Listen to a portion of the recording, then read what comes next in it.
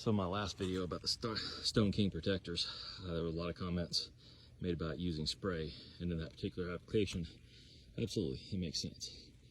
But I'm also using it in areas where spray isn't appropriate. For example, my fruit trees. So use it there, use it on my apple tree. Already got some apples coming in, as a matter of fact. And works real well. Keeps the tree from getting damaged, especially while they're kind of young like this and prone to falling over, especially with all the rain that we've had. Hence why I'm having to stake them up right now.